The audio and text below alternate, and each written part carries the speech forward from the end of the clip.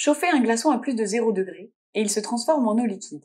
Chauffez de l'eau liquide à plus de 100 degrés et elle devient de la vapeur d'eau. Ce sont deux exemples de transition de phase. À certaines températures bien précises, les corps purs changent d'état et passent par exemple d'un solide à un liquide ou d'un liquide à un gaz. Mais si on prend ce liquide opaque et qu'on le fait chauffer un petit peu,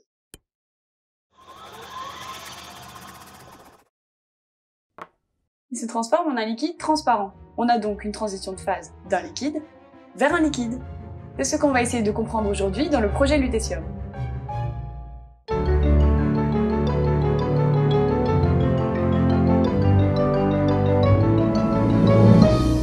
Certains composés très particuliers possèdent deux états liquides. Un état liquide normal, celui qu'on connaît tous, et un état appelé cristal liquide, qui possède à la fois des propriétés des liquides et des cristaux. Un cristal, c'est un système ordonné. Les molécules sont placées dans l'espace à des positions bien spécifiques, à intervalles réguliers les unes des autres. Un liquide, en revanche, c'est désordonné. La position des molécules est aléatoire. Cette représentation avec des petites sphères qui se cognent les unes les autres est vraie pour pas mal de liquides simples qu'on voit autour de nous, comme l'eau ou l'alcool. Mais qu'est-ce qui se passerait si nos molécules avaient la forme de petits bâtons plutôt que de sphères? Ça, c'est notre liquide normal. Les positions des molécules sont aléatoires, et leur orientation aussi. C'est pourquoi on dit que c'est un liquide isotrope. Si on baisse la température, on va se retrouver dans l'état cristal liquide, où les positions restent aléatoires, mais pas les orientations. Et si on baisse encore la température, on va se retrouver avec un solide cristallin, dans lequel à la fois les positions et les orientations des molécules sont bien définies. Vous avez remarqué que les cristaux liquides pouvaient s'écouler, ce qui est une propriété des liquides. Mais alors, qu'est-ce qu'ils ont comme propriété des solides? Eh bien par exemple, l'élasticité. Comme on en a parlé dans cette vidéo, un solide élastique résiste quand on essaye d'écarter ses molécules les unes des autres. Et bien pour un cristal liquide, c'est pareil. Il résiste quand on essaye de désaligner ses molécules. Et il y a trois façons de faire ça. Une déformation en éventail, en torsion ou bien en flexion. L'élasticité des cristaux liquides est donc plus riche et plus compliquée que celle des solides simples. Mais ce qui rend les cristaux liquides vraiment intéressants, c'est leur interaction avec la lumière, et en particulier avec la lumière polarisée. Comme les ondes radio, les micro-ondes ou les rayons X, la lumière visible est une onde électromagnétique. Ces ondes sont transverses, c'est-à-dire qu'elles oscillent perpendiculairement à leur direction de propagation. La plupart du temps, cette direction n'arrête pas de changer aléatoirement. On dit que la lumière est non polarisée. Mais il existe des filtres qui transmettent seulement la lumière qui vibre dans une direction donnée.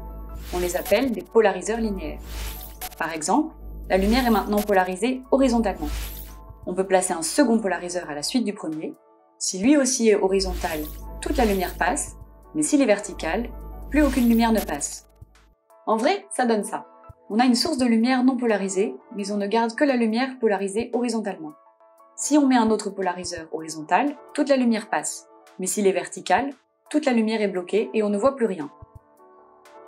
Maintenant, mettons une goutte d'un liquide normal, comme de l'eau, sur une lame de microscope, et plaçons-la entre deux polariseurs croisés. Tout reste noir et c'est pas très intéressant. Mais si on fait la même chose avec une goutte de cristal liquide, la lumière est transmise. On a donc montré que les cristaux liquides sont capables de modifier la polarisation de la lumière. Ils arrivent à transformer une partie de la lumière polarisée horizontalement en lumière polarisée verticalement. Avec une molécule normale, la lumière interagit de la même façon, quelle que soit sa polarisation. Mais pour une molécule allongée, pas forcément. Si la lumière arrive comme ça, c'est pareil qu'avant. Les deux polarisations voient la même chose. Mais si la molécule est tournée comme ça, la lumière voit quelque chose de très différent dans cette polarisation, comparé à cette polarisation. C'est ce qu'on appelle la biréfringence, et c'est grâce à ça que les cristaux liquides transforment la polarisation de la lumière. Et quand on regarde à travers un milieu biréfringent, on voit deux images au lieu d'une. C'est une propriété que les cristaux liquides partagent avec plein de solides, comme ce cristal de calcite. Si on le place sur ce texte, on voit clairement les deux images, qui apparaissent et disparaissent quand on tourne le cristal. Et elles sont polarisées différemment, l'une horizontalement et l'autre verticalement.